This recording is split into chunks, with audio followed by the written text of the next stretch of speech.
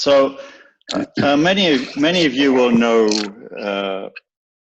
Halil and CORTEC, but some of you may not. So this is a quick introduction to CORTEC and to Inventure Technologies. So over to you, Halil.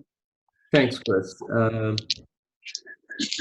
CORTEC Middle East is the regional office of CORTEC Corrosion, which is a global leader in vapor-based corrosion inhibitor technology for industrial sector and migratory corrosion inhibitor technology for reinforced concrete structures in the construction sector.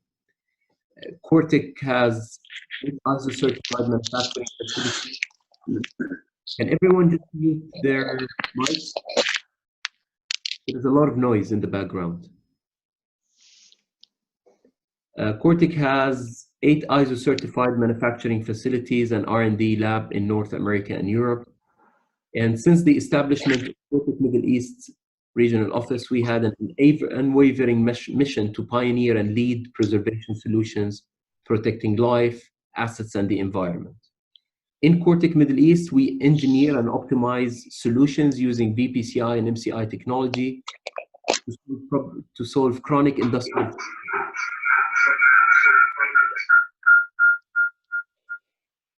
such as enhancing durability.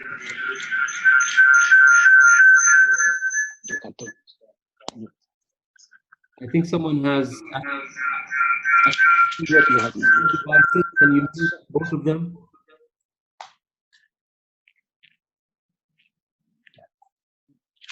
So we engineer and optimize solutions.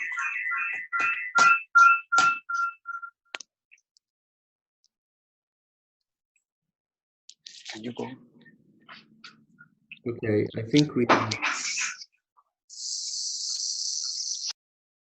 Okay, I just muted. I think Antonio's side. Anyway, so CORTEC Middle East, we engineer and optimize solutions using VPCI and MCI technologies for chronic industrial challenges, such as enhancing durability of concrete reinforced structures, providing preservation and mothballing services, and one main application is protection of storage tank, above ground storage tank bottoms, and pipeline road crossings.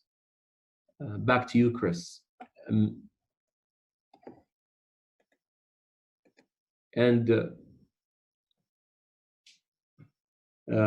Mitigation of soil site corrosion on storage tank bottoms using VPCI technology is a focus application for CORTEC. We have been providing tank owners with this technology since 2000 globally, and since 2011 in the MENA region. And so far we have protected more than 550 tanks globally, 350 out of them in the US, and more than 190 tanks in our region. The total surface area of tanks we have protected so far in this region is 3 million square feet, which is equivalent to 40 football stadiums, just to help you visualize the area of tank bottom plates that we have protected so far. And from the 190 tanks, we protected 120 tanks in service while they are in service, 45 tanks out of service during testing and inspection, and 25 new tanks during the construction phase. This is a sample list, Chris, and the rest of the audience, of global and regional clients that have implemented Coralogic AST solution. From different industries, we see upstream, downstream, and midstream, oil and gas, petrochemicals, terminal operators, power and water. Okay, very good. So Rindert, tell us about Inventure Technologies. I will. Good afternoon, everybody. My name is Rindert Elgra. I work for Inventure Technologies, and we founded the company in 2008. We are originally a Dutch company. Our main office is in Delft in the Netherlands. You can see a small picture of the main office on the sheet. And we also have offices in Dubai. I operate from the office in Dubai, and we have an office in Singapore. And we focus mainly on asset reliability and integrity management for tank farms. So tank farms are our biggest client base. We also are involved in doing risk-based inspection for refineries and the chemical industry, but most of our clients are tank farms.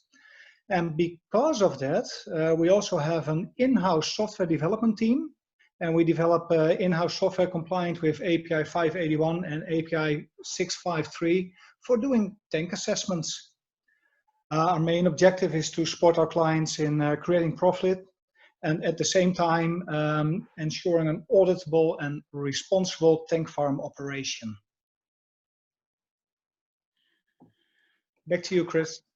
Okay, let's, this is a little selection of your client base as well, I believe. Correct, yeah, this is a small selection of our client base, and our client base is situated in Europe. We also have some clients in America and of course clients in the Middle East. All right, Halil, can we move forward? Let's get started now with the meat of the webinar. Let me just briefly introduce Dr. Antonio Martinez. I've known Antonio for the past 15 years. Like me, has a 40-year career in corrosion engineering and is a NACE certified CP specialist. Spent the last 17 years working in the GCC region with Corpro, ADMA, now ADNOC Offshore, Saudi Aramco and BP. And Antonio is going to set the scene for us, telling us about the problem that we are facing with soil side corrosion. So over to you, Antonio.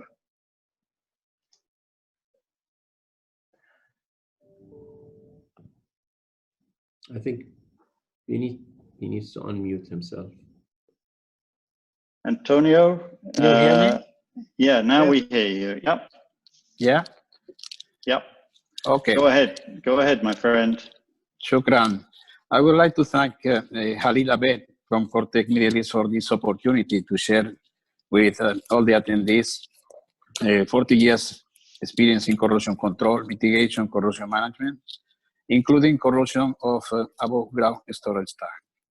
It is also a pleasure for me to be part of this virtual team in these difficult times with Chris Houghton and Reinder Algran. To start, the problem, I want to post one example here in the Middle East that appeared in one article in Material Performance magazine and also in the NACE conference 2017. So the authors reported severe underside corrosion of bottom tanks with corrosion rate up to 1 to 2 millimeters per year in 7 years after commissioning. Failure of 4 tanks, it was during the first 2 years, and they detected severe corrosion associated with water ingress from leaking 5 water sprinkles through the gap between the annular place and tank foundation. Next slide, please.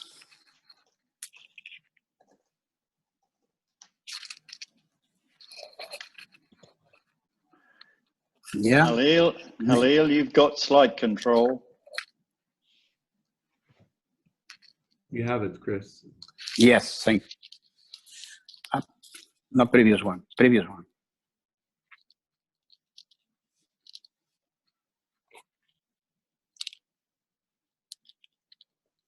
The previous one, if possible. Yeah. Sorry. Is possible the previous one? Yes. The investigation concluded that the... I'm sorry, there is a lag between your Sorry. voice and the slide transition. Okay. Now it's okay? Yeah, is this the slide that you want to talk to? Yeah. This investigation concluded that the impressed current cathode protection system was poorly designed and not achieving adequate protection potentials. In the absence of other means of corrosion control, the tank floor was exposed to a severe form of bacterial and under-deposit corrosion. That led to the perforation and loss of inventory. Yeah, next one.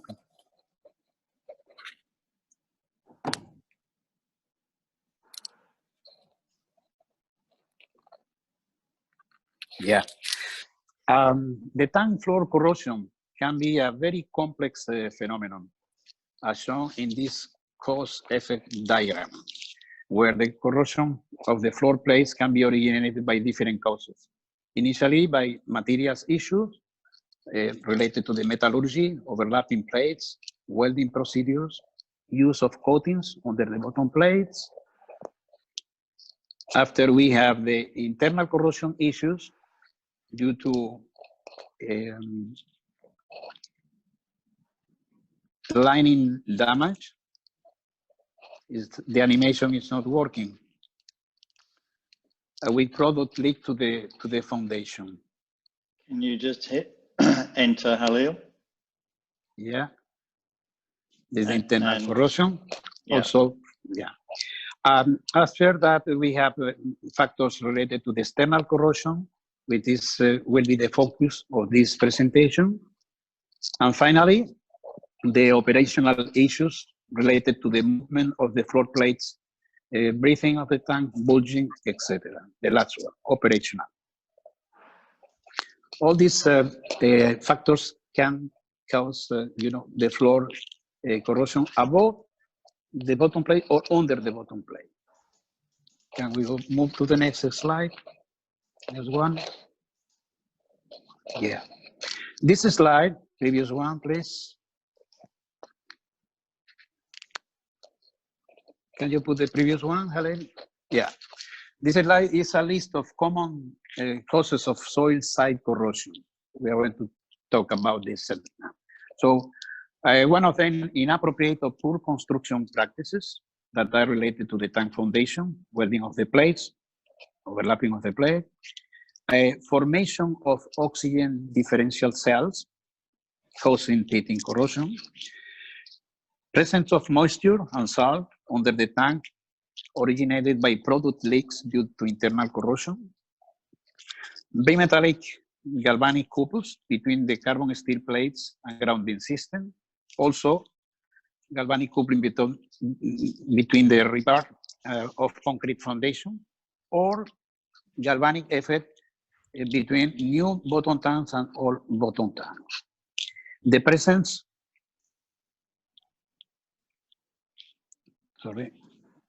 the presence of sulfide reducing bacteria and other bacteria has been detected in many cases under the bottom plates. Also, mill scales as part creates anodic and cathodic area. This is part of the manufacturing of the carbon steel plate. And finally, ineffective cathodic protection and or straight current from the piping system associated to the tanks. Next one, please.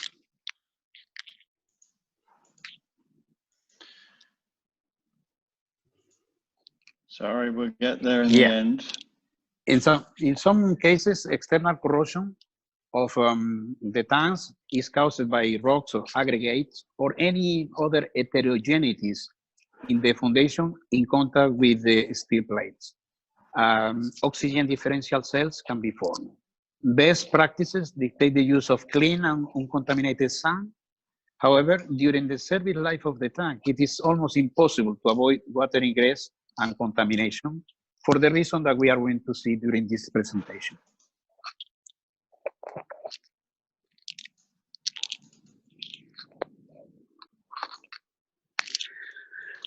In tank farms, it's a common practice to repair or to install new bottom plates. If not properly mitigated, the new tanks connected to older ones by the piping system will suffer external corrosion because the new tank in general has more negative potential than the other one and will be anodic with respect to the older tanks. This coupling phenomena is more critical in coastal areas with low resistivity soils or also environment. Proper cathode protection or other corrosion control and mitigation methods such as vapor corrosion inhibition should be implemented to reduce the corrosion risks.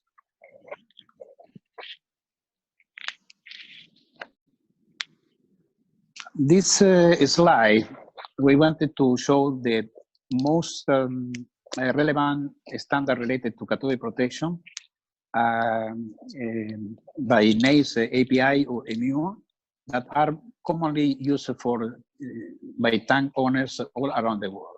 The most common form of corrosion mitigation method recommended in these codes and standards are appropriate design for the tank foundation and the application of conventional corrosion control techniques such as cathode protection or a combination of cathode protection and coatings.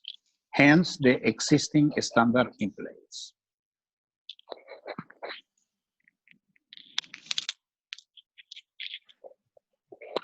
Yeah.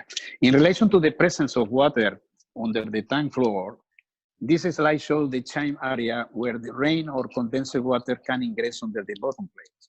Settlement of tanks can contribute to this problem. Considerable effort has been made in the region to avoid water ingress under the tanks. This sketch in the right shows a berm sealant detail to avoid rain or condensed water entering under the plates. However, the berm seal needs constant filling up and maintenance. Water can ingress due also to the capillarity effects from the soil under the tank foundation, and in many cases in high water table due to proximity to coastal areas. The tank fill up and discharge process and leaks due to internal corrosion of bottom plates can also contribute to the soil side corrosion. Due to the different variables, such as tank settling, water paths, contamination of the foundation, the anodic and cathodic areas can appear in any zone of the bottom plates, and this is going to be explained also in this webinar by Rinder later. No? Next slide. Another causes of corrosion are bimetallic or galvanic couples, for example, the previous one, formed between the tank bottom plates and the reinforced steel bars, yeah, that one, of the ring-tight concrete foundation in contact with the tank anchor bolts, which is the upper photo in the left.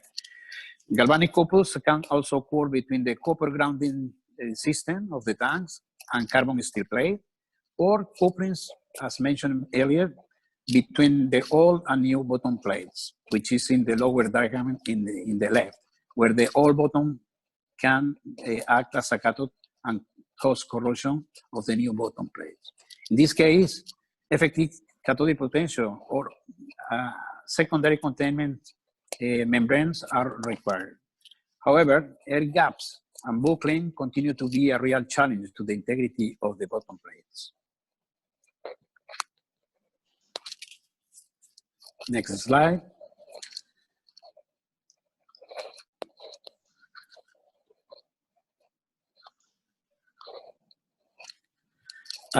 Another cause. Oh, sorry, Antonio. Yeah, premium. Sorry. Yeah. I have this lag between. Yeah, this one here. Yeah. Okay, we need to pick up the pace a little. Yeah, thank you. This is one of the issues to work in the distance. Yeah. Okay, another cause of accelerated soil corrosion can be the damage of or degradation of the internal lining, which is in the left photo, causing by the topside corrosion of the bottom plates and further product leaks, water brine to the immediate soil under the tank bottom. If not properly mitigated, soil side corrosion will occur and water is accumulated between the bottom plates in the foundation. Next slide. We show the cost of corrosion, an estimation of the cost of corrosion. Next one, please.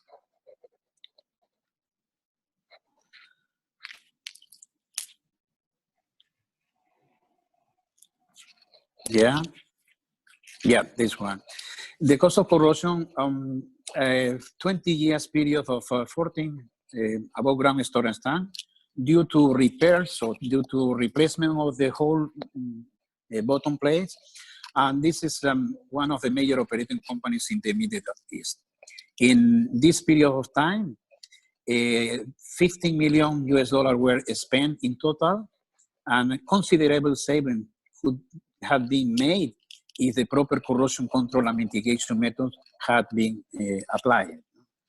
This is to show the importance of the cost of corrosion. The next slide will present a summary of the conditions under which the cathodic protection is not effective. Next slide, please. Yeah. Where the cathodic protection is or not effective or partially effective. No? So when the bottom plates are not in contact with the electrolyte, so the cathodic protection current cannot flow to from the soil to the plate. The shielding of bitumen sand or asphalt foundation or high-density polyethylene membranes as a secondary containment if the cathodic protection is outside of the tank, far from the tank, away. Also, high temperatures in the tank that will require more current density to cover for the corrosion mechanism. The coating that are applied in many cases under the bottom plates are being damaged, or during construction, welding work, or also during the life of the tank by erosion. Microbiological induced corrosion, also. Unusual polluant in the electrolyte, like salts or contaminated sand, and dry foundation in some cases that is a void to the flow of the cathodic protection currents. Next slide. Yeah, for the reason mentioned here, such as settlement of the tank foundation, repair patches, filling, refilling the cycle of the tanks, either separately or in combination, may contribute to the buckling of the tank plates and formation of air gaps. In this case, there is a necessity to design complementary corrosion control measures. For example, injection of volatile corrosion inhibitors into the voids, removing the buckle plates, or replacing the oily sand foundation with clean sand to help to mitigate the corrosion risk. The last slide from my side will be a summary of the key points for corrosion control and mitigation of the tanks. Regarding to cathodic protection, ensure efficient cathodic protection system with current distribution, eliminate barriers shielding the cathodic protection, improve burn seal to avoid the ingress of water, use of corrosion monitoring reference electrodes and coupons and probes, and ensure suitable technology, placement and location under the tank bottom. Regarding the internal linings and internal coating, ensure appropriate selection of the lining and quality control, quality assurance during the installation. And regarding the external coating, although being damaged by welding works, external coating are still specified by some operators. This helps twofold: less cathodic protection current required and better current distribution, but the coating is susceptible to get deteriorated on time. Volatile corrosion inhibitors to address the limitation of cathodic protection and liners. So consider the use of inhibitors as at the start of the design of the new tanks, and seek for supplier guidance for design and retrofit application. Let me hand back to Chris now. All right. Thank you, Antonio, and to all the participants. Apologies, we're having these little technical problems with the lag in time for slide control. So let me perhaps Halil can just move forward, and we'll hand over control to Rindet. Rindert Algra is going to share his experience with implementing asset integrity management programs for above ground storage tanks. And as we will hear, Inventure have compiled a very large database of tanks that they've conducted assessments on from around the world, including many here in the GCC region. And we're going to hear some very interesting insights from the compilation of work that they've done in recent years. So Rindert, over to you. Yeah, thanks, Chris. First slide I want to show you is, as Chris already said, we have done 2,800 tank assessments for different terminals in different geographies around the world. And some of the findings from going through our databases are summarized in this slide, and I want to share 4 of those findings with you. First of all, the age of the tank is not always a defining factor in the remaining life of the tank. Even an old tank could have had an upgrade in the past or could have been built on a very solid, very good foundation, and that would lead to low corrosion rates. We've done tank assessments on tanks from 1956, 1958, that still had 20 years of additional lifetime when we did the assessment in 2017, for instance. Second thing I want to share with you is basically represented by the black sheep logo here. 5 to 10% of the tank population that we find is in a worse state than expected. And that is obviously causing surprises into leakages or surprises that an operator needs to take the tank out of service earlier than he would have planned. Third one I want to share with you is that from the databases, from the 400 tanks in these specific databases, we found that the average inspection interval is 15.3 years. And that might also be interesting here in the region, because what I find with the terminals here in the region is that normally tanks are operated on a 10-year fixed interval. So I believe there's room for improvement. The fourth thing I want to share with you is that mostly we find pitting to find in the tank floor to be the leading degradation mechanism for taking a tank out of service for inspection. So I'll go to the next slide. In doing asset integrity management, which is our main core business, there are some critical factors for success. First of all, the tank should be broken down into the right components.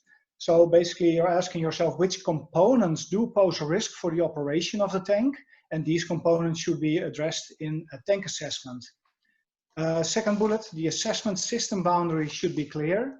You need to think beforehand what you define as the system boundaries in setting up the asset integrity management system. For instance, are you going to include connecting piping to the tank? Or are you going to consider open vents for the roof as a risk and include them in the system boundary? So these are all important factors to consider. Third one, degradation mechanisms as well as the manifestation of that degradation mechanism should be well defined. And then the fourth one is, of course, based on the degradation mechanisms, you need to have suitable inspection plans as to map the degradation with enough coverage. Then the second last, the risk analysis methodology that needs to be defined to control the risk of your terminal and your tanks. And then the team roles, responsibilities, and the knowledge of the team. Obviously, asset integrity management is a team effort. It should be well defined in a hierarchy matrix. And last of all, the system is kept alive by evergreening new inspection and maintenance results to update the tanks with the new information you have. Going to the next slide.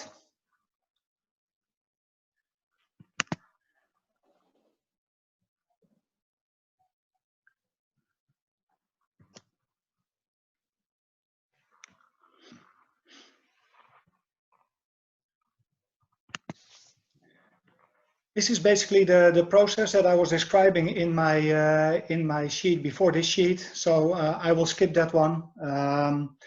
what I will do is tell you a little bit about the codes and guidelines. In this case, specifically the EMU 183. Antonio also already told us a little bit about the different codes and guidelines and recommended practices for storage tanks. This particular one is from EMUA, which is a European organization, and this is widely used in Europe. And it contains this interesting table where you can find the design considerations for tank foundations, the causes for leakage, how inspection records and techniques affect the integrity of the tank. Also systems for detecting leakage and minimizing soil pollution. There's different factors on condition monitoring and maintenance. And basically this table can be used to set up your asset integrity management program and to define your maintenance and mitigating actions. But I will get to that also later in this presentation.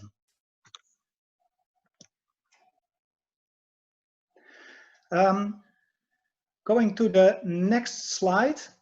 As Antonio was already saying, bending at the annular area and edge settlement can be a problem with storage tanks. Last year we did a root cause analysis into this for a Middle East operator which tanks were severely affected by soil side corrosion. And what we found is that dew in the morning forms on the geodesic roof of the tank, and it basically flows down the shell and collects at the annular circumference. And if you have edge settlement, you can have a gap between the annular and the foundation of the tank. So this creates water ingress under the tank floor, causing soil side corrosion. And what happens is this water, this specific terminal was close to the sea, so it was water with a lot of chlorides in it. What happens is the water during the day, and because of the heat, evaporates, but it leaves the chlorides behind. So you get a lot of chlorides in your sand, creating a very corrosive environment.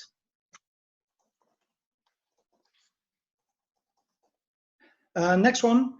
This is a structural analysis that we did for one tank. As I already mentioned, edge settlement is one of the, and creating a gap for the annular is one of the important factors in soil side corrosion. And in the next slide, I also have a video on that.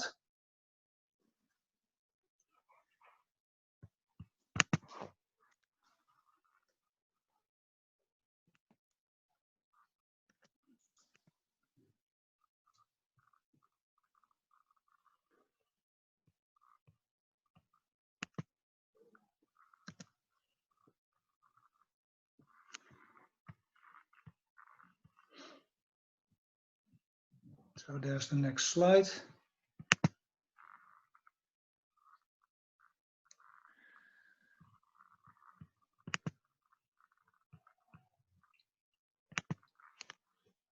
So here in this video, you can basically see how a tank settles under the influence of the weight of the shell on the annular area. And what is important to recognize in this video is on the left-hand side, the bottom plates. Because of this edge settlement, you get some upheaval, some lifting of the bottom plates. That's the red area here in the slide. And because of that, you have ineffective cathodic protection. So this could also lead to accelerated corrosion. That's the takeaway for this slide.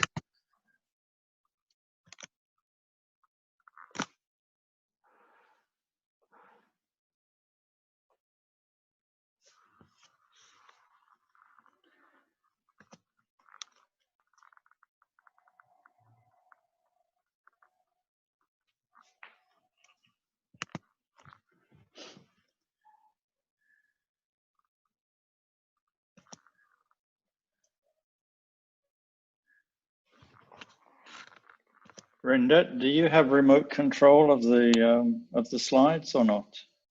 It's on and off. Okay. So Halil, you might need to help with that, please. Yeah, could you go to the next slide, Khalil?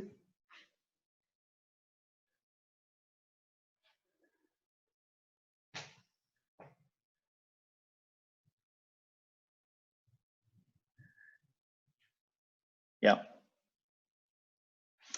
Okay, so this is the next slide. Speaking of inspection results, this is a picture of the remaining lifetime per floor plate of a tank for the annular and for the membrane, for basically for filling because of soil side corrosion. And overviews like this will help you in drawing up maintenance plans and mitigation strategies. Basically, the red areas are the areas with a lower wall thickness, so that's where you focus your maintenance activities. Next slide, please. Yeah, this is a Middle East situation. What you see here in this slide is for 142 tanks. You see the corrosion rate for the tank membrane and the tank annular. First thing that you notice is that there's a wide variety in corrosion rates, and the second thing you should notice is that for some tanks the corrosion rates are really high. These are all corrosion rates in millimeters per year for soil side corrosion. So in this specific database and these specific graphs, we focus on soil side corrosion. Next slide, please, Khalil.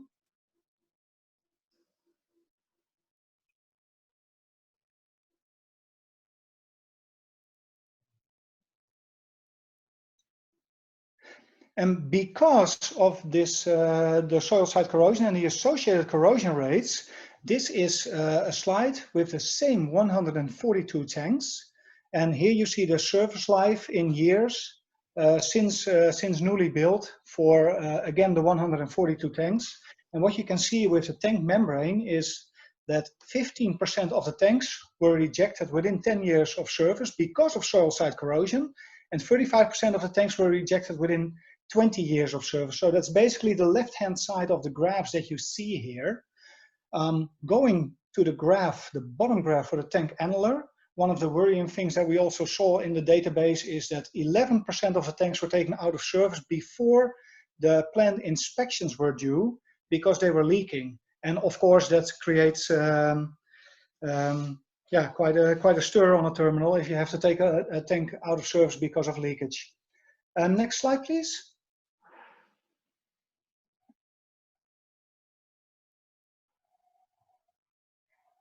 Again, same database with tanks, the same 142 tanks. And what you see here, the top graph, this is basically the cost for corrosion associated with the storage tanks.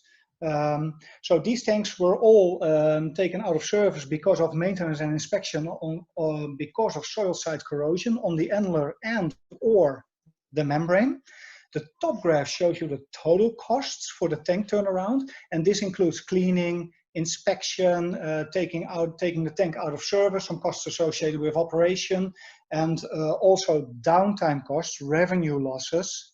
And specifically the revenue losses, which is depicted in the bottom graph, the revenue losses are the biggest contributing factor to the overall costs for taking a tank out of service. And that's especially true in the business climate of today with the contango in the oil sector and storage tank farms filled to maximum capacity. So again, revenue losses is the biggest contributing factor in the cost of corrosion. Next slide, please. As I said in one of the first slides, the average inspection interval that we find for tanks is about 15 years.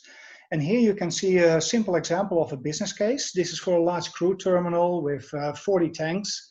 And basically what you will see is the cost savings when the inspection interval changes from 10 to 15 years. So after implementing your asset integrity management system, important things to notice here is the availability. As you can see, after the implementation, the availability went up from 97.5% to 98.3%. And that may not seem like much, but if you apply this, it basically gives you a virtual extra tank of 31 meters diameter and a height of 14 meters. So the cost savings are quite substantial. Next slide, please.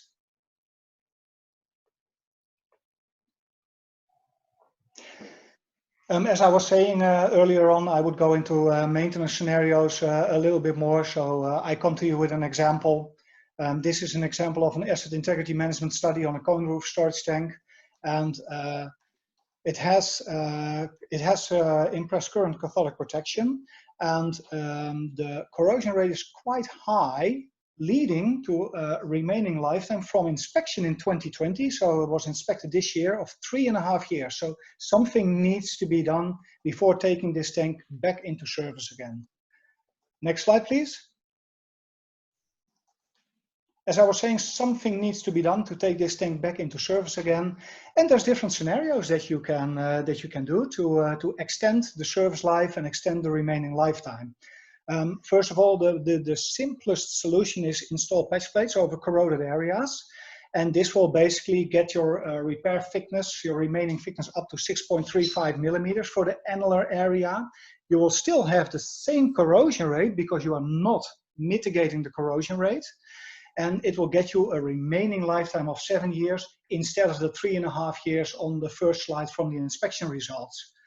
Now, obviously, a better solution from a technical point of view is to jack up the tank, replace the annular in 10 millimeters, replace the soil in the annular area because the salty soil is actually causing the corrosion, and install a drip ring to combat the air gap and the water ingress under the annular. Now this will get you a remaining lifetime of 29 years, but obviously the costs will rise significantly compared to the first scenario. The third scenario is kind of the same as the second scenario. What we do here is install a 12 millimeter annular, so you have some extra corrosion allowance, and again this will extend your remaining lifetime. And then the fourth one, this includes the second scenario, but adding a coating to the underside of the tank floor plates, and this will get you 43 years remaining lifetime, but the highest cost. So in the conventional maintenance and mitigating scenarios, you have to balance costs against remaining lifetime. Next slide, please. All right.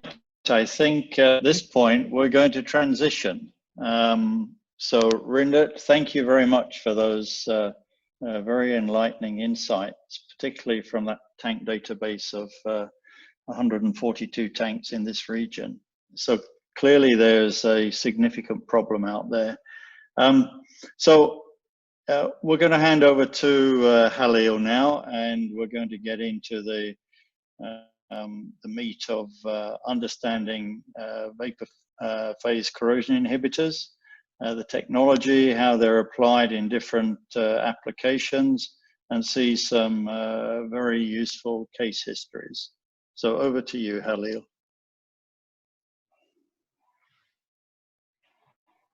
Thank you, Chris.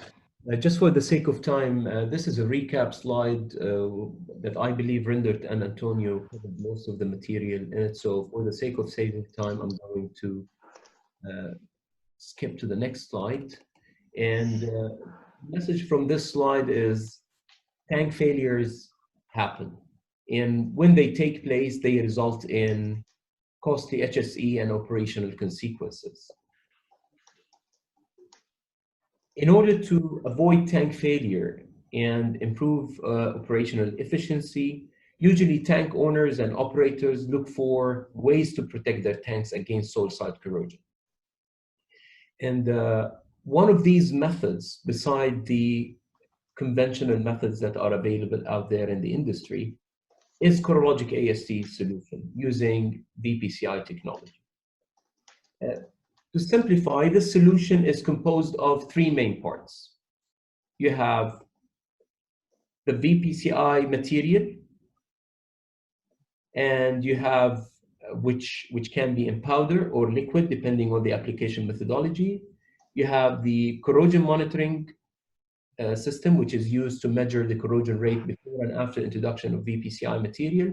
And finally, the replenishment or the delivery system, which is used to replenish the content of vapor phase corrosion inhibitors in the future when needed. Now, VPCI technology, as a technology, it has been out there in the industry for a few decades. And it was mainly used in packaging applications, such as plastic wraps, papers, and foam pads. CORTEC vapor phase corrosion inhibitors are organic salts in nature, which are mixtures of amines and carboxylic acids. They have partial vapor pressure that enables its protective molecules to evaporate, diffuse through the space, and form a monomolecular protective layer. This ability to evaporate enables VPCI to provide protection in three phases: the continuous electrolyte, the vapor phase, and the interface between the vapor and the continuous electrolyte. So the vapor phase corrosion inhibitor technology itself is not unconventional, but the use of its characteristic to evaporate freely at ambient pressure and temperature to provide protection for above ground storage tank bottom is what is unconventional.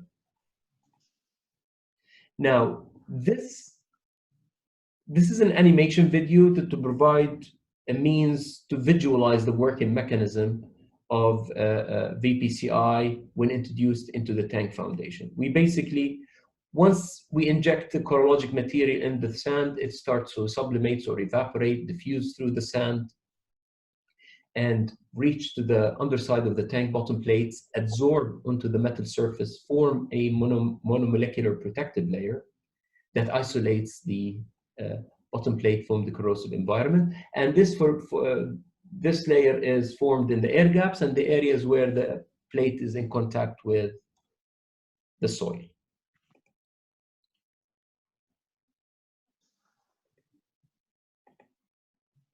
Now, the second part of the Corrologic AST solution is the corrosion monitoring system, which is basically using electrical resistance probes and data logging.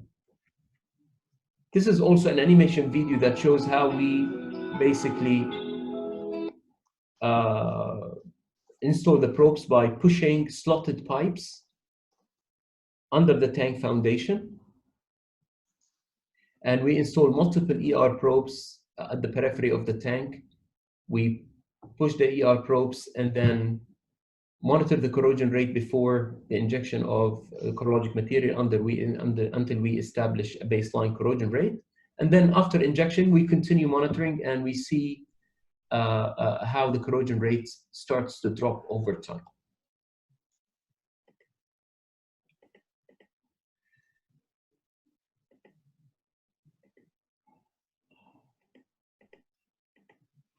Sorry, it's repeating itself. The final system component is the chime area seal system.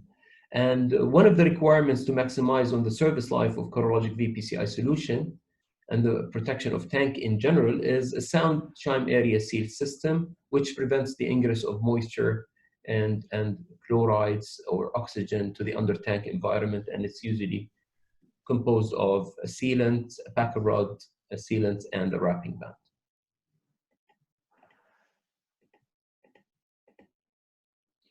Now, in this section, I will share with you and the audience the different application methodologies for Corrologic AST solution and example regional projects with major operators from oil and gas, power, and water sector. It's worthwhile mentioning, Chris, that all the example projects shared here are published in NACE papers. And at the end of the presentation, I will share a more comprehensive list of published articles that cover the dates between 1993 and 2018. Now, very good, thank you. As I mentioned in our track record slide at the beginning, we have implemented Corrologic AST solution to 45 tanks while they are out of service. So this is an animation to show the application methodology for out of service application, where we install the probes and then we decide into the injection date. We go inside the tank, we drill a hole through the tank floor, and then the number of the holes is an engineering decision to ensure uniform distribution of the powder. And then we introduce the powder into a fogging machine and it gets fogged under the tank through the injection holes. Then the hole is patch welded, and we do this for all the holes in the tank. As you can see, the powder that is trapped between the tank bottom plate and the soil starts to evaporate and sublimate and create that protective layer similar to basically the injection of corrologic slurry into the tank. Again, the molecules get absorbed and then start to reduce the corrosion rate further over time.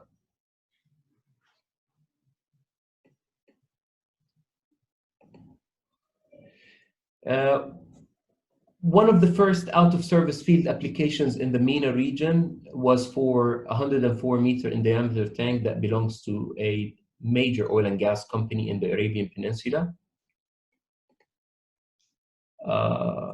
This tank was 104-meter in diameter, constructed on an oily sand layer with concrete ring wall and protected with impressed current cathodic protection system. As per the inspection report that we reviewed before the application of corrologic AST solution, the oily sand layer and the presence of air gaps resulted in shielding the cathodic current and rendered the CP system partially effective. Now, what we did, we installed electrical resistance probe around the periphery of the tank, as we can see on the graph, and we monitored the corrosion rate for 60 days before injection, and then corrologic VPCI powder was injected through the holes drilled into the tank floor. This table summarizes the corrosion rates before and after injection and shows the average percentage reduction of more than 90% for this tank. This slide shows a cumulative metal loss graph of one of the probes versus time. The first section, as you can see on the left, is for the metal loss trend before injection, and the section on the right is for the metal loss trend after injection, which shows how the metal loss trend started to flatten after injection of corrologic powder. And basically forecasting forward the metal loss trend before injection shows that the metal loss trend would have continued in the absence of corrologic VPCI powder. And this difference between the forecasted metal loss and the actual metal loss translates into extension of service life of the tanks, less repair and maintenance, and less downtime for the tanks. Now, corrologic AST application for tanks constructed on clean sand with HDPE liner are good candidates for our second application methodology or scenario, which is the in-service application, where basically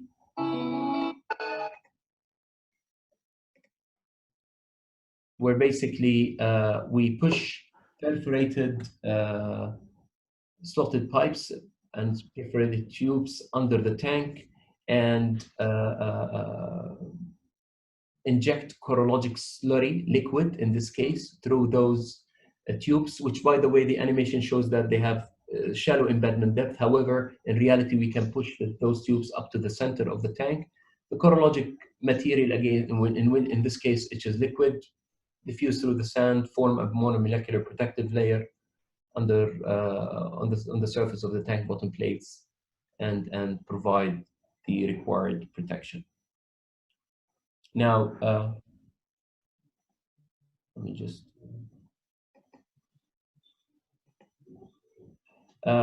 In 2015, we implemented an in-service solution for a firewater tank that belongs to a leading water desalination company in the GCC countries. This is basically a tank 15 meter in diameter, constructed on a clean sand and concrete ring wall and protected with impressed current cathodic protection system. During the service life of the tank, the CP system failed, and the operator wanted to ensure protection of the tank without the need to put the tank out of service and go through costly process of changing the CP system. For this tank, as we can see, 3 injector pipes or tubes were pushed under the tank as indicated by the solid black lines, and 3 corrosion probes were installed around the periphery of the tank as indicated by the red arrow lines. This is a graphical representation of the cumulative metal loss trend versus time for the 3 probes. And as we can see, again, the graph is divided into 2 sections, pre-injection and post-injection. The y-axis is the cumulative metal loss, and the x-axis is the time in days. And we can see how the trend in the metal loss have changed and flattened after the injection of the corrologic slurry. And this is a table that summarizes the corrosion rate again before and after injection, with a percentage reduction of more than 90%. Now, another successful and major project that we had is for online injection for 21 tanks for a major Middle Eastern refinery. Now, and that was in 2016, where corrologic VPCI liquid was injected under 21 tanks. Now, this facility faced premature failure of 4 tanks, as mentioned by Antonio at the beginning of this presentation. And they've done a cost-benefit analysis between using conventional methods and or going for corrologic AST solution. The cost-benefit analysis resulted in savings of more than $13 million. This slide is basically for one of these 21 tanks that summarizes the corrosion rate before and after injection for 8 probes under the same tank, under a 78 meter in diameter tank. And as you can see, the pre-injection corrosion rate here on the left side, the second column, is basically so high, and it basically measured by the ER probes, and it confirms the data that was, or the corrosion rate that was reported for the 4 tanks that were taken out of service, which is basically 1 to 2 millimeter per year. And in this, we were reporting corrosion rate on quarterly basis after the injection, and you can see the extreme reduction in the corrosion rate for more than 2 years, and the average efficiency we had is more than 90%. And this is a graphical graph representation for the same tank showing the corrosion rate versus time. In this case, we're showing corrosion rate rather than cumulative metal loss.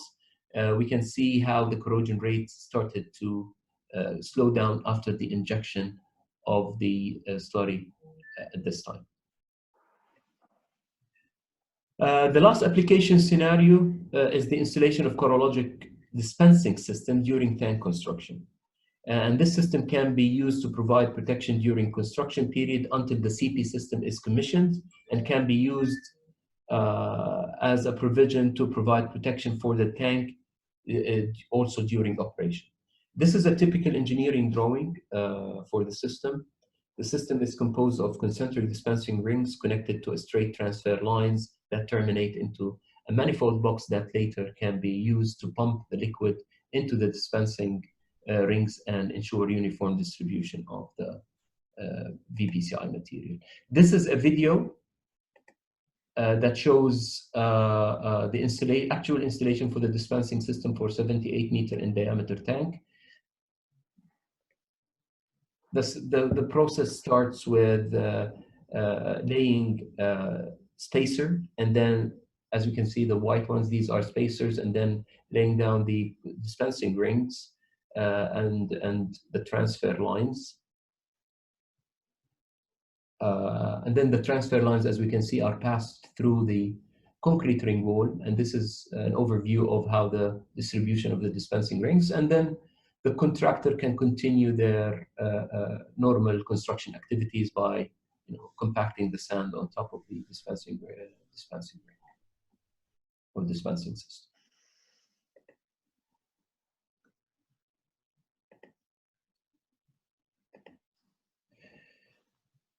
Now, the introduction of basically the introduction of VPCI material has raised a lot of questions regarding cathodic protection system and whether this system is compatible with the cathodic protection system itself in terms of operating parameters or the system components. Again, cathodic protection is a well-established technology in the industry and the main soil site corrosion mitigation method used in this region and in North America, followed by Europe. It's a very effective system under the right conditions. So when the tank floor is in direct contact with the tank foundation, VPCI or the CP system can completely mitigate soil site corrosion. However, the tank floor to soil interface is complex in nature, and it introduces many details, such as, for example, air gaps that is formed due to basically the hydrostatic stresses, filling and refilling cycles, and the weaving in the tank bottom plates. Whenever you have a gap, the CP system current cannot reach and cannot polarize the structure. This doesn't apply to VPCI. The same applies for when you have a settlement. CP system current doesn't reach, VPCI can provide protection in those areas. With time, the sand pad gets dry and the resistivity increases tremendously. And in this case, the value of the corrosion current that reaches to the tank bottom surface is reduced and is not enough to polarize the structure to the required level. But in this case, even VPCI is independent of the resistivity of the sand. Also, bitumen layer, the presence of shielding material like oily sand, bitumen layer, or asphalt, sometimes it might be conductive, sometimes it's not. So at least it renders the CP system partially effective. And again, VPCI solution is independent, and the working mechanism of VPCI doesn't depend on that. So in this case, it's logically speaking, in the areas where the tank floor in direct contact with the conductive electrolyte, CP is sufficient to provide protection. And we can supplement the performance of CP in the areas where it loses contact with conductive electrolyte, can be supplemented using VPCI technology. But I think the big question is, are they compatible or not? In the last 8 years of my career, I personally went in a quest and worked with industry professionals and researchers to find answers to different questions about compatibility and interactions between cathodic protection and corrologic VPCI. I have done tests in-house and in third-party lab to verify compatibility with VPCI, with impressed current cathodic protection system components such as MMO anodes, titanium conductors, permanent reference electrodes, which all showed no negative impact on the performance of these components. One of the earliest research work done was in 2015, as we see a summary table here for it, was published in NACE paper in Corrosion 2016 conference with Pankaj Panchal, a corrosion and CP specialist, and Amish Gandhi from metal samples. In this research, 6 lab scale tanks were constructed to simulate actual tank construction, and ICCP system with ER probes were used. 3 tanks, the CP system was not activated from day 1, and the other 3 tanks were activated from day 1. The tanks, as you can see here, these are the 3 tanks unprotected with CP, these tanks that are protected with CP. Before injection of VPCI in the 6 tanks, the unprotected tanks showed an average corrosion rate of 13 MPY, while the CP protected tanks showed 3 MPY. So that's a clear indication of the effect of CP on the corrosion rate. Just by activating CP, we were able to reduce it down to less than 3 MPY in average. Then after 3 months, we injected corrosion inhibitor in the 6 tanks, and we can see that the corrosion inhibitors were able to reduce the corrosion rate by an average of 3 MPY to the 3 tanks, and it reduced the corrosion rate even further to less than 0.3 MPY. So the maximum protection was achieved using a combination of VPCI and CP protection method. In 2017, Kelvin Penn, who's a CP specialist and instructor, and I worked together and published a paper that looked into the impact and the interactions between VPCI and impressed current cathodic protection system from the angle of effect of polarization, VPCI on polarization and cathodic protection currents. We devised a setup. I think for the sake of time, I'm going just to go very quickly through these slides. This is the setup, and basically we looked into we were monitoring 3 parameters: the potential, the corrosion current, and the cathodic protection current. and the outcome or the conclusion of that result is that study was that chemistry that was tested in 2017 showed a synergistic effect with the CP. It worked as a cathodic polarizer and resulted in reduction in the required current, cathodic protection current required to knock out the corrosion current. Now, in a sequel study in 2018, we used the same setup, but we tested another 2 different chemistries, and the conclusion was not all VPCI chemistries are synergistic with the CP system, and can even work as a cathodic depolarizer in some cases, and increase the need for increasing the corrosion cathodic protection current. In summary, not all VPCI products work in synergistic with the cathodic protection. Corologic VPCI products work as a cathodic polarizer, and no negative impact on the MMO anodes and titanium conductors, and no negative impact on reference electrodes, and they provide maximum protection when combined with CP.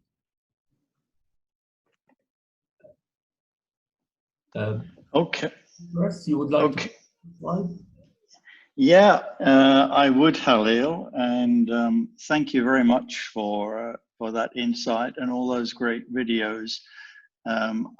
We cut them down in length a bit because of time, so I hope the impact wasn't lost on the audience, but you know, they showed that there is a real track record, not only here in the Middle East and elsewhere, of using VPCI on everything from new construction to in-service tanks to out-of-service tanks.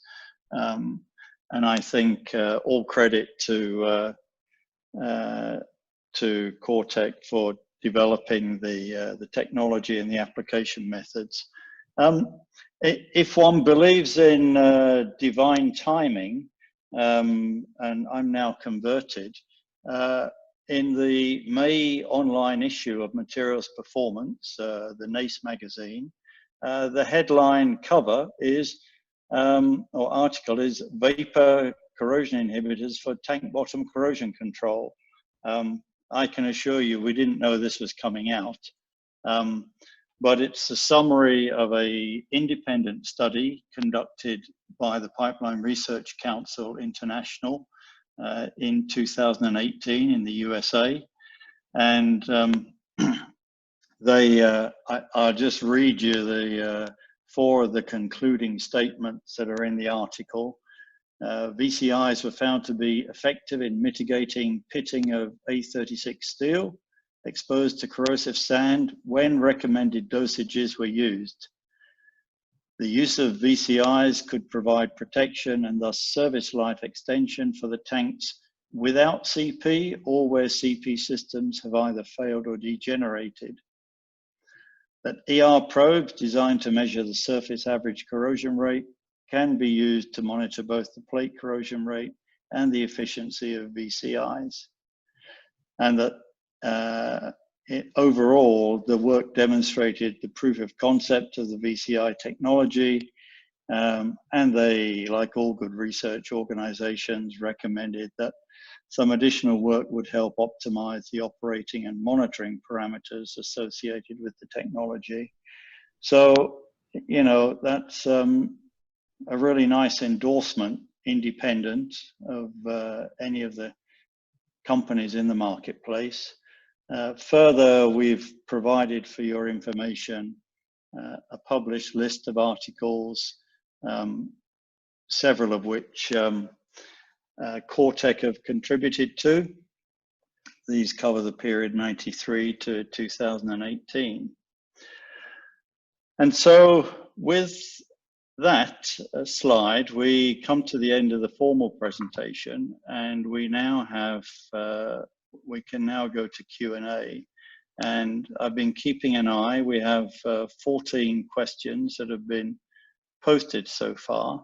And I'm going to pose the questions to the panelists or to the contributors, not in any particular order, based on my selection of them.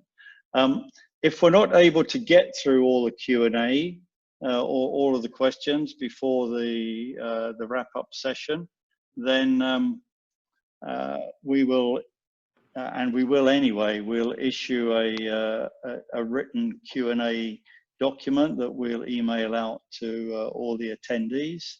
And I would just encourage you to stay online, both to listen to this Q&A now, and hopefully we'll have a second go at the polling, which is always good fun and might be enlightening for all of us.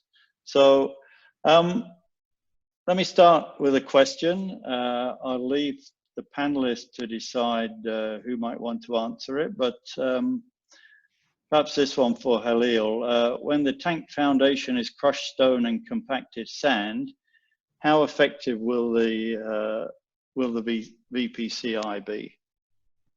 Well, Chris, it depends on the concern and the perspective of the one who asked this question. I mean, in terms, if his concern is whether the crushed stone and the compacted sand will impact the diffusion rate or of the VPCI material under the tank, then no. We have implemented Corrosion AST solution on compacted sand with crushed stone online and offline. So as a quick answer to the question, I don't see an impact unless there are details that we need to be aware of in order to answer the question more thoroughly. Okay.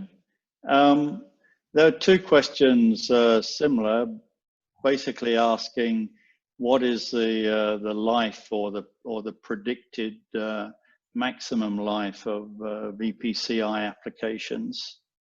Okay, like any engineering system, VPCI or Corrosion AST system is designed for a service life, which is 10 years.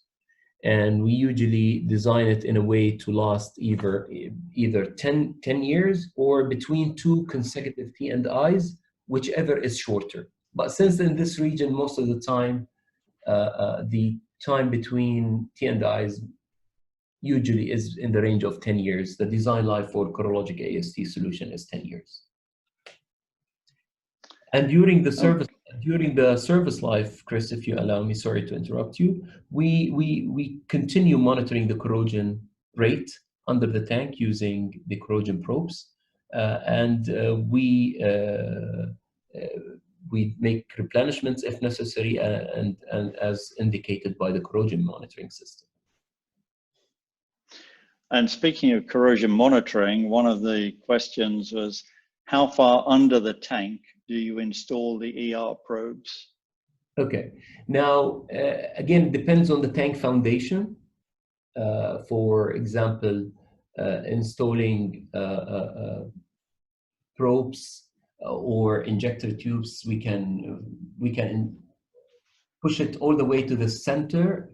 However, for probes, because the depends on the size of the tank, but usually our standard application or installation procedure is 1 to 1.5 meter from the tank ring wall.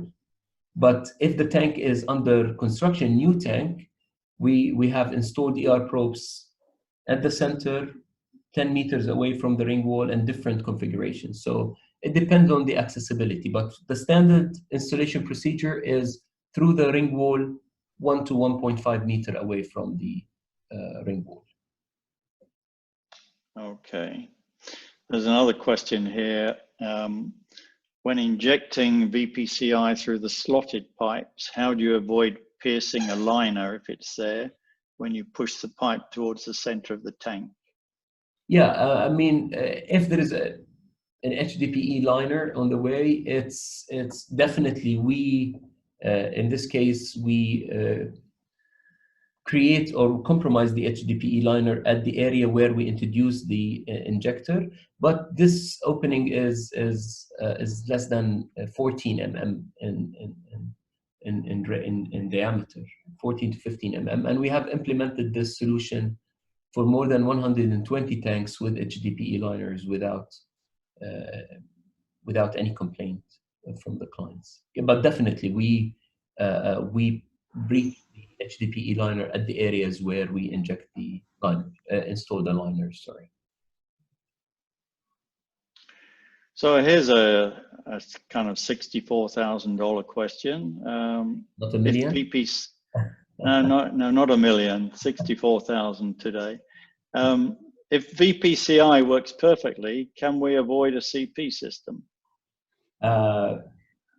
Direct answer is no, and we never recommend VPCI to replace CP. From our experience, VPCI has been implemented on tanks protected with CP and unprotected with CP system. I always believe in multiple lines of defense. So having a CP system in place and supplementing its performance in the areas where it loses contact with VPCI is definitely the best approach, and you get the best and maximum protection. However, there are some cases where for example, the retrofitting of the CP system is infeasible, uneconomic. So the use of VPCI can provide a good solution for the tank owner or operator. Yeah, many questions here about the duration and the performance of the VPCI powder and liquid, and I think you've indicated that it ought to be possible to get up to 10 years protection. Can we use it on existing tank farms? Well, I think you've demonstrated that there's a track record in applying it retroactively to existing tanks, whether they're online or offline. There's another question. Yes, will VPCI mitigate against microbiologically influenced corrosion? And if yes, do you have any case studies? That's a very good question. Again, there are areas that need to be explored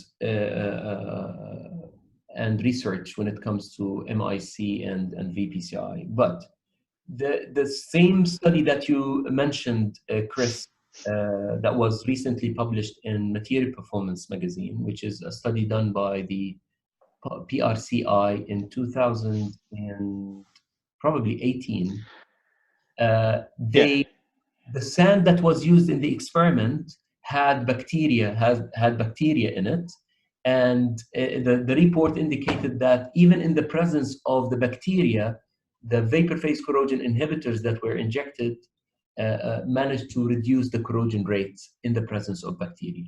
So the simulating tank environment and simulating MIC in the lab is not very straightforward, but that's one report that we can share with whoever asked the question that shows the bacteria count in the sand and how VPCI was able to provide protection in the presence of bacteria.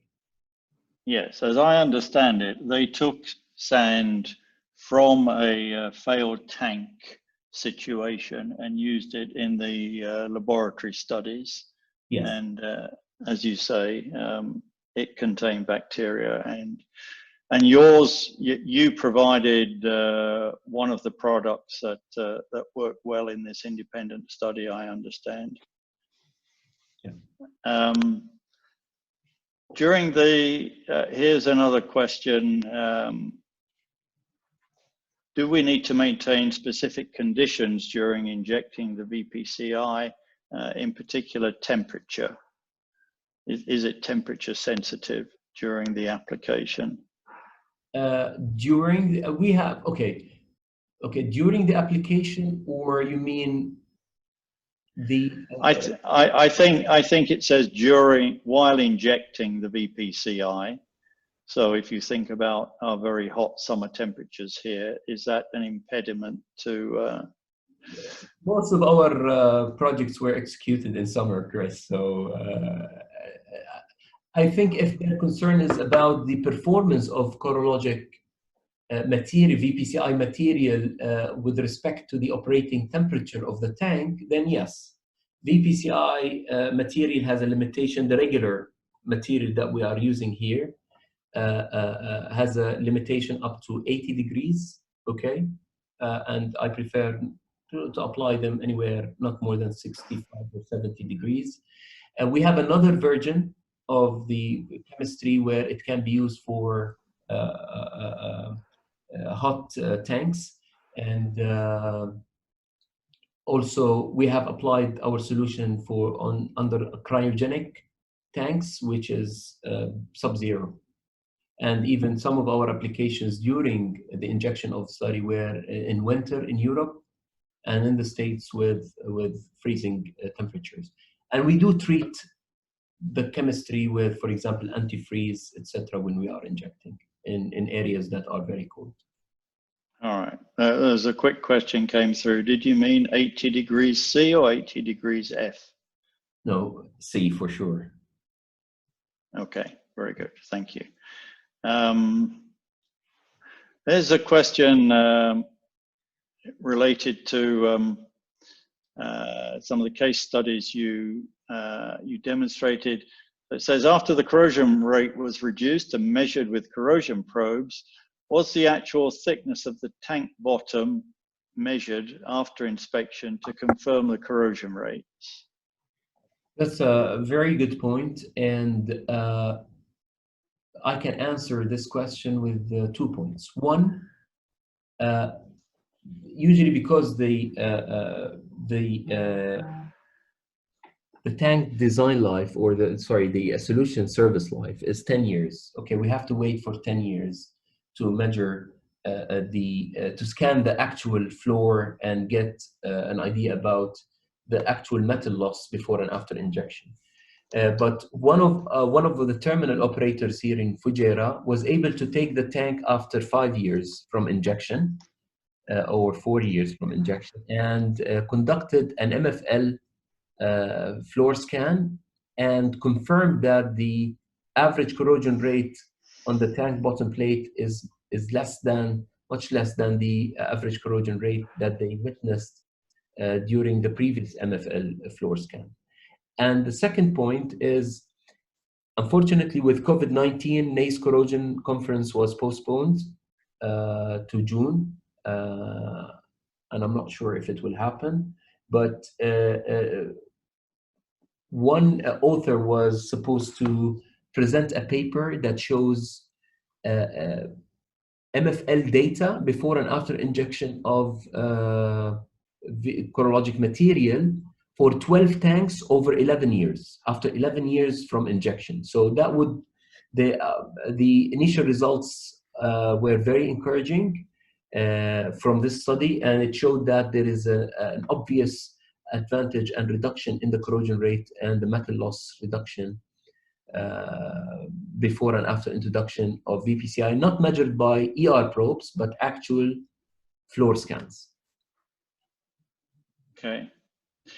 Another question here about the track record for application of the system to new tanks in the Middle East region. Sorry, Chris, I just... What is the track record for the application of VPCI for new tanks in the Middle East region? So far in the Middle East, in our region, is we have installed the dispensing system under 30 tanks, varying in size between 15 to 80 meters in diameter tank. Yeah, and we have successfully specified those systems in feed packages with major engineering companies and clients to provide protection for the tank during construction and pre-commissioning. And maybe we'll have one more here before we have a go at the polling again.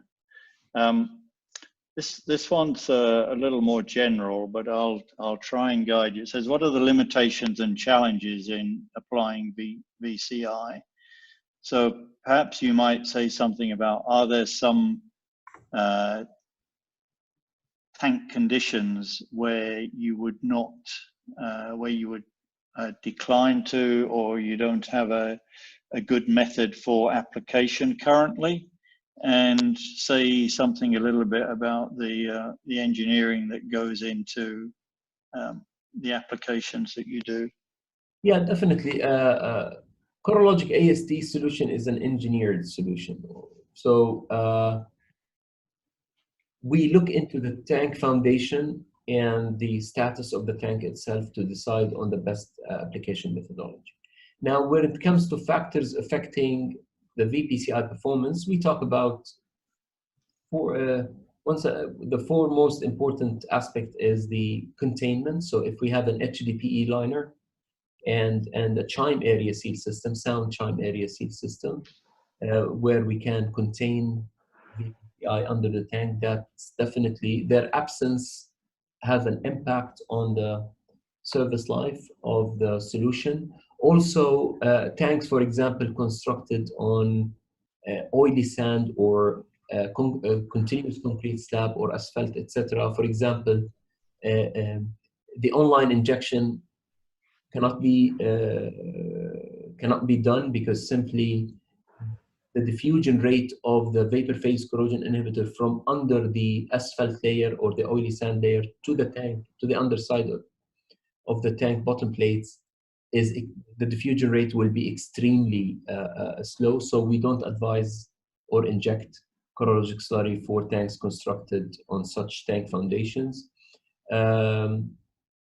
These are the main limitations that I can think of, Chris, at the moment. Okay.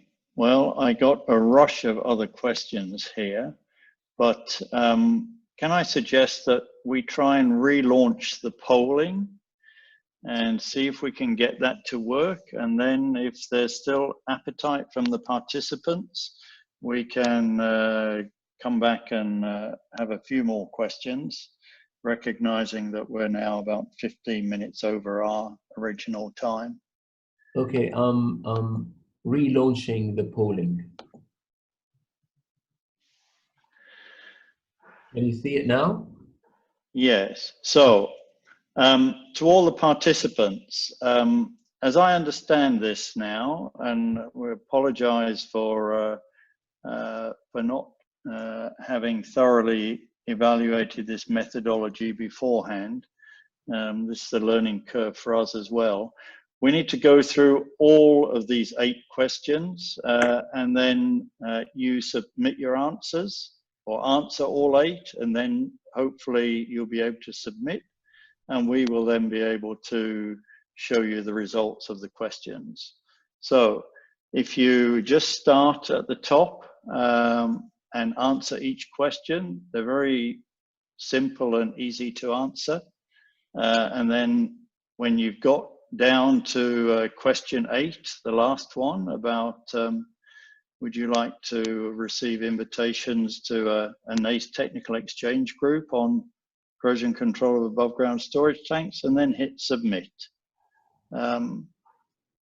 So I'll give you a couple of minutes, and Halil should be able to see the submissions as they come in, hopefully.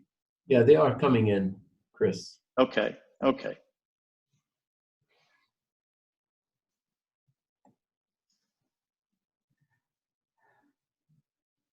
I think we have 9 people voting, 10 out of 46 so far. So yeah, we have 47. Some of the questions may not apply to all of you, but just go ahead and answer the questions that that apply to you. So we have now so far 19. And it's not possible to choose multiple answers. You can only choose one answer. So in that case, just choose the most significant answer, please.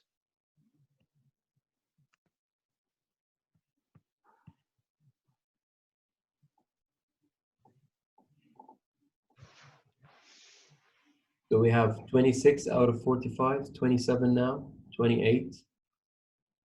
So 62% of the participants have submitted their answers to the... Your mental arithmetic's very good, unless you're using your calculator. Well, I'm just reading it, Chris. It's right there. The Okay. Ah, okay. I thought you had lots of experience playing pub darts. Not really. While people are still doing that, one question, will the presentation slides be shared with participants?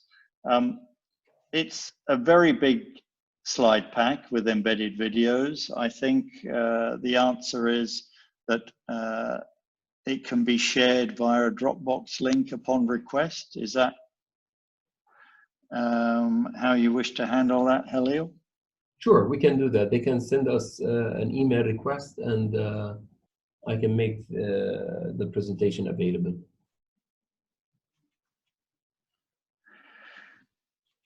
So we will also find a way to post some sort of summary recording of the webinar on your LinkedIn website. I think we have that technology. Mm-hmm. A recap. A recap video. How are we doing on answers now? We're 81% voted so far, so we've 35 out of the 43 finished the polling. We're only left with 8 people. So 7. I think we can give it another 30 seconds and end the polling. Yeah.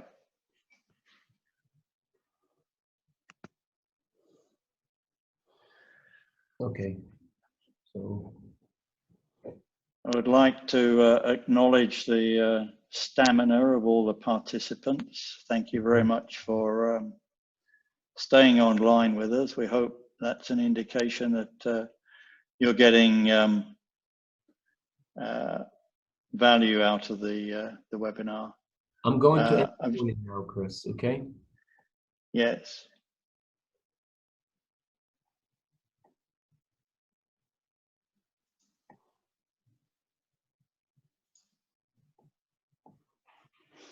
And I think you can see the results now. Okay, so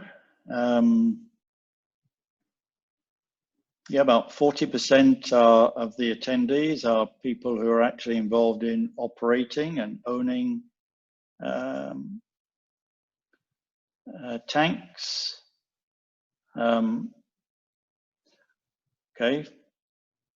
25% have had internal tank bottom failures and only 14% external.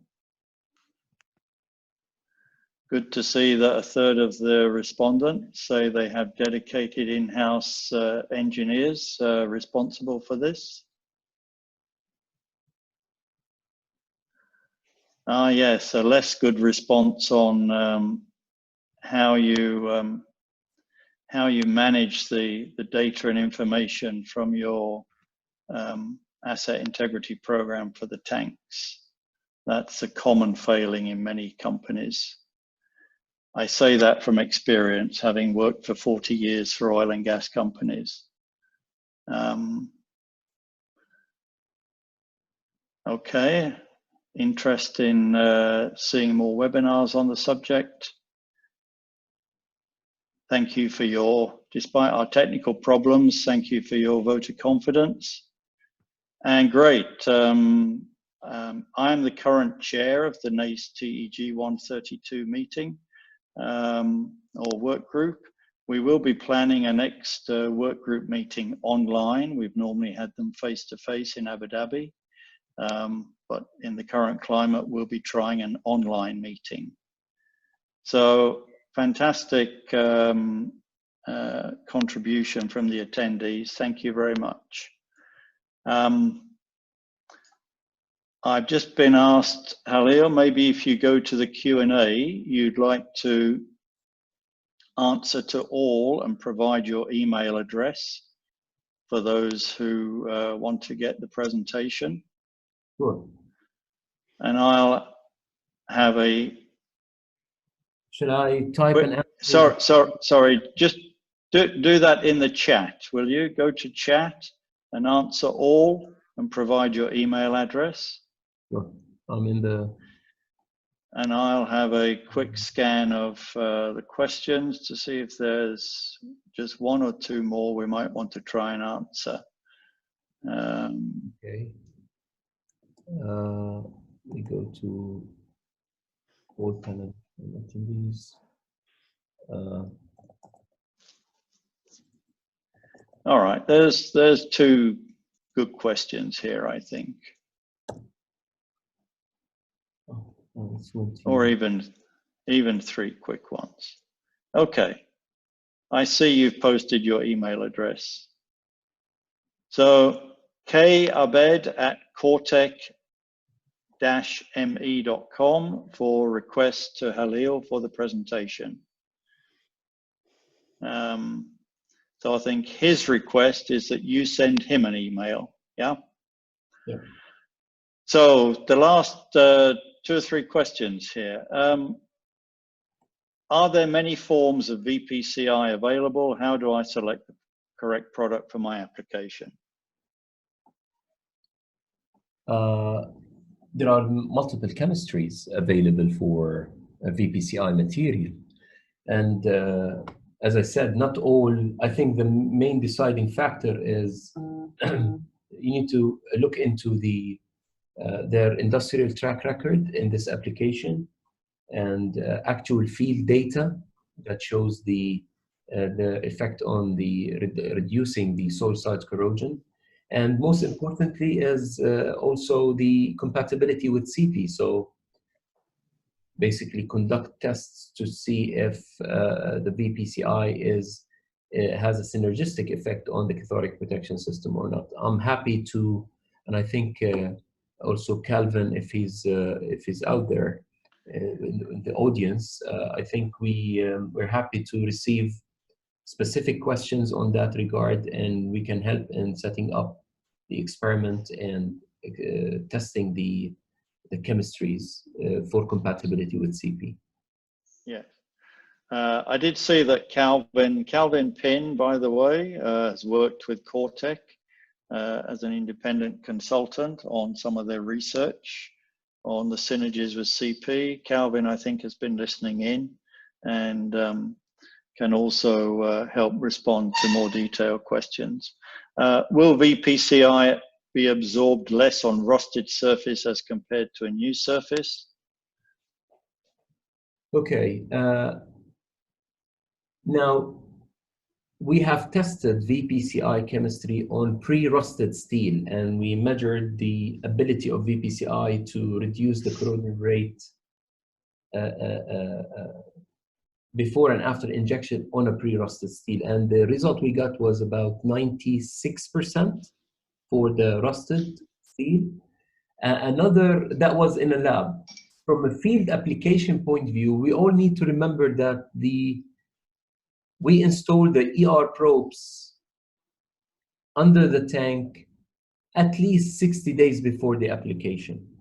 And we allow the probe itself to corrode and form this, oxide layer. And then we inject vapor phase corrosion inhibitor. And in more than, in all the 700 probes that we have in the field collecting data since 2011, all of them show, or majority of them show a reduction, substantial reduction in the corrosion rate post-injection. So an answer to your question is our testing and field application shows that VPCI can and provide protection for rusted steel surfaces, as well as... Yeah. I think one of the things for everyone to bear in mind when we talk about electrical resistance probes as a form of corrosion monitoring, at the end of the day, it's an indirect measurement method. It is, in fact, designed to measure general corrosion rates, not pitting, which is often the mechanism seen. And so, as CORTEC, I know, acknowledge, it's really, what's really most important with corrosion monitoring from ER probes is to look for the trends of change rather than try and do engineering calculations based on the absolute numbers. Yeah. Exactly. And one last question I'm going to ask, and then we'll close off the webinar, and we will, as I said earlier, we will send out to all the attendees a written Q&A answer sheet. The question is, what's the best solution to monitor corrosion? It says in the tanks. I think it probably means under the tanks, and asking whether technologies like FSM or other more sophisticated electrochemical monitoring techniques have been tried. Chris, your voice was breaking. I don't know if you can hear me now. Yes, I can. Yeah, but I did not hear the question well. Okay. Do you have any experience with the more sophisticated electrochemical corrosion monitoring techniques? Sophisticated in what sense? Like FSM, okay. or linear polarization techniques, or electrochemical noise, or...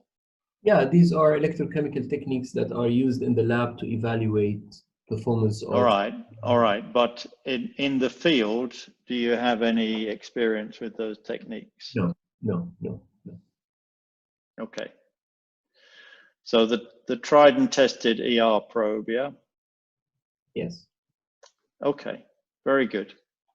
Okay, well, amazingly, we still have 36 people on board. So a big thank you to all of you and the 50 plus in total that we had at the peak. We hope you enjoyed the webinar, and thanks for the feedback on the polling questions. And I'm sure we will be doing more on this subject because there seems to be a lot of interest in it. So with that, please keep safe, and we all hope for a return to normality in the months ahead. Thank you. Thank you. And thank you to the panelists, obviously Halil, Antonio, and Rindert. Thank you, gents. Thank you. Thanks.